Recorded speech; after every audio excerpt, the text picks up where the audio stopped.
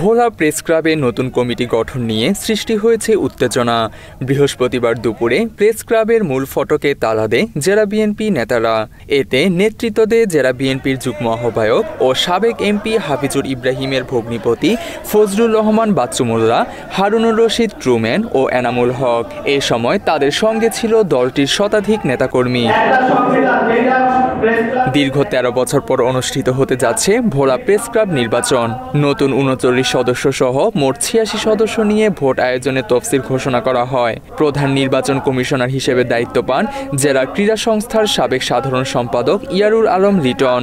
আর advocate Arifur Rahman ও advocate তোহাকে নির্বাচন কমিশনারের দায়িত্ব দেওয়া হয়।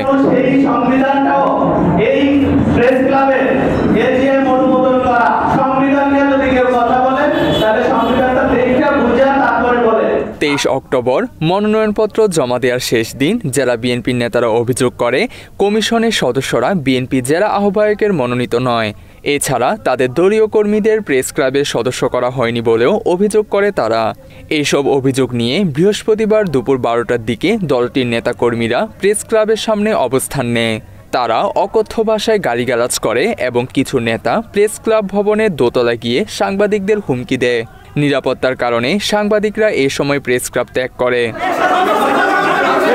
মাত্র ৩০% টাকায় জমির মালিক হয়ে নতুন বাংলাদেশের গড়ে তোলার স্বপ্ন দেখা বাংলা বসতি। পরিস্থিতি আরও উত্তপ্ত হলে বাচ্চু মোল্লা ও তার সহযোগীরা প্রেস ক্লাবের মূল ফটকে দুটি তালা লাগিয়ে ঘোষণা দেয়, কেউ তালা খুললে তার হাত কেটে দেয়া হবে।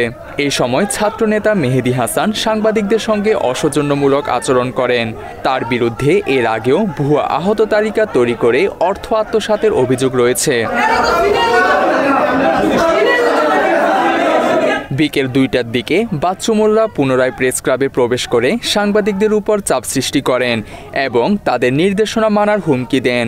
সাংবাদিকদের সঙ্গে তার অশোভন আচরণের ভিডিও সামাজিক যোগাযোগ মাধ্যমে ছড়িয়ে পড়ে।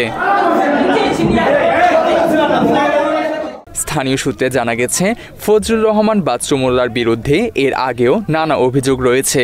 বাসার গৃহকর্মীকে ধর্ষণের পর হত্যা, অর্থ আত্মসাৎ ও দখলবাজির মতো একাধিক মামলা রয়েছে তার ও তার স্ত্রী খালেদা খানম আলেয়ার বিরুদ্ধে।